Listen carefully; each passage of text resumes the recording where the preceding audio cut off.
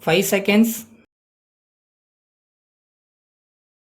Start. Ladies and gentlemen, on behalf of the Government of India, I welcome you to this country. As you are very well aware, India has been associated with the United Nations during the last many years. This is because we believe in the aims and objectives of this great organization. Of course, it is true to some extent that this world body has failed in its endeavors to bring about peace and progress in some parts of the world.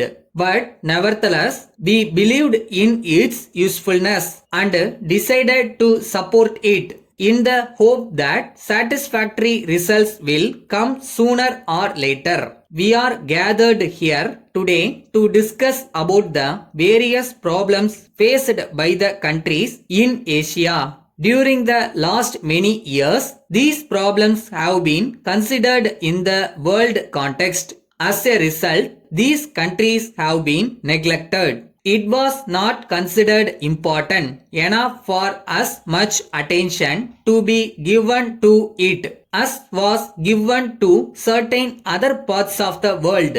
But we have to attach more importance to the problems in Asia because they affect us more intimately. As far as India is concerned, one problem which demands immediate attention is food. It is an extraordinary state of affairs that in a country like India, we do not have self-sufficiency in food. There is obviously something wrong in our approach to agriculture. I have, however, no doubt in my mind that India can produce enough food, if not immediately, but in the course of a few years. But at the present moment, we have to face this problem. Of course, other urgent problems will also come up before you for discussion. Looking at these problems from a long-term point of view, it seems to me that various deficiencies have to be made good. We have to increase our production, both agricultural and industrial, in order to see that the standard of living of our people is increased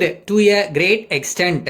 It is considered necessary that a country like India and other countries in Asia should be industrialized so that it can increase and modernize agricultural production. It is important in this context that advanced countries should help us in this process with capital equipments and their special experience. But in doing so, it is to be borne in mind that no Asian country will welcome any such assistance if there are conditions attached to it. We would rather delay our development than submit to any kind of domination by any other country. This is a principle which is accepted by everyone in India. I am sure that people in other countries in Asia also accept it. Now, I would like to say a word about population in India.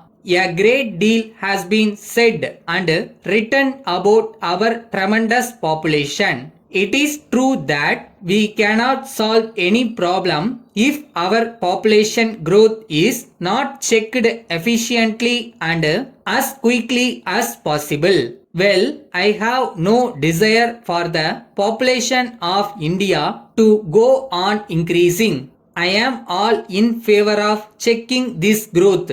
Finally, ladies and gentlemen, you have come to this country for the first time. I believe that one of the points you have to determine is the location of your temporary headquarters. Probably there will be the question of locating the regional office. It is for you to determine. But on behalf of the Government of India, I have great pleasure in inviting you to have your headquarters in India.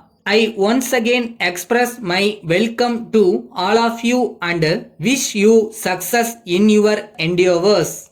Letter from Messrs. Johnson and Company Limited, Madras to Messrs. Patel and Company, Bombay. Dear sirs, with reference to our order dated 2nd instant, we shall be glad if you will kindly let us know when we may expect delivery of the goods.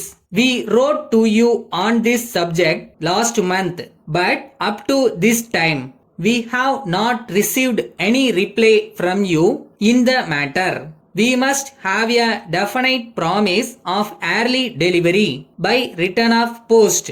Otherwise, we may have to cancel the order altogether as these goods are urgently required and our work here is being delayed in consequence of their non-delivery.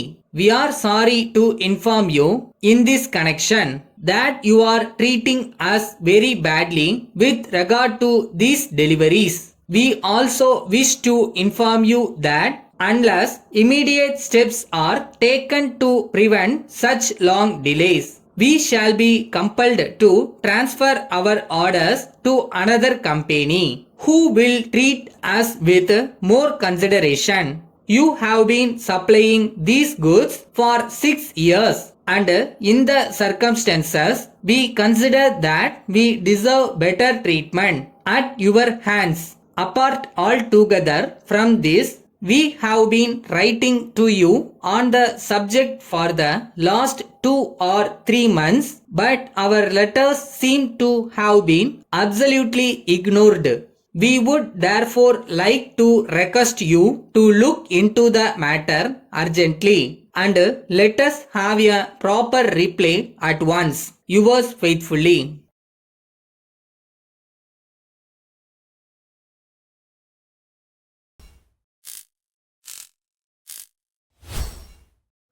நாம் நினைக்கிறது எல்லாமே நடந்துராது. நமக்கு என்ன தேவையோ அது நிச்சயமாக நடக்கும். அது வரைக்கும் மனசை தளர விடாமல் இருந்தாலே போதும்.